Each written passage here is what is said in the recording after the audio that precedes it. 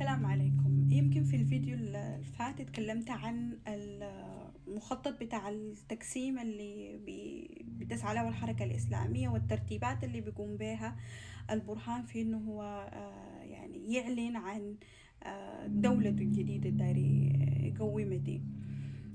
تتبيع بنك السودان المركزي لمجلس السيادة، الحديث عن إعادة الإعمار.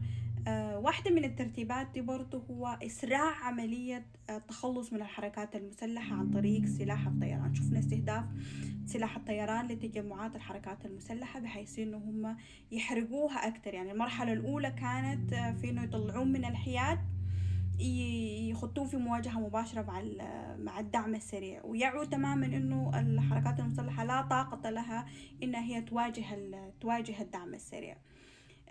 ده بيضرب لهم كذا عصفور بحجر واحد انهم بيضمنوا انه الدعم السريع، الحركات المسلحة ما حتتحالف مع الدعم السريع ضدهم وينتهوا منهم. الحاجة الثانية، في مخيلتهم حيورثوا الدعم السريع دولة منتهية، يعني مفككة ومنقسمة، و يعني دولة تغلي.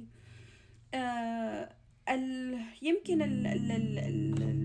الحدث اللي يتصدر المشهد القادم، هل هيكون في مواجهات مباشرة بين الحركات المسلحة والجيش، باعتبار انه الحركات المسلحة دي عايزة تحافظ على قواتها بحيث انها هي تطالب بحقها في الدولة اللي عايز يعملها البرهان ده، باعتبار انها هي حاربت مع القوات المسلحة وقدمت شهداء وقدمت تضحيات عظيمة جدا جدا. فمن حقها انها هي بتشوف إنها من حقها إنها هي تطلب يكون عندها، يعني تتقاسم السلطة والثروة مع البرهان. يعني هل حيكون في مواجهة مباشرة بين الحركات المسلحة والجيش قبل ما الجيش ياخد خطوة استباقية وينتهي من الحركات المسلحة، باعتبار انه هو انتهى من قوات مناوي وجبريل وعقار، يسهل التخلص من الاشخاص، يعني يقولون يلا مش نحن ما دايرين انكم معانا.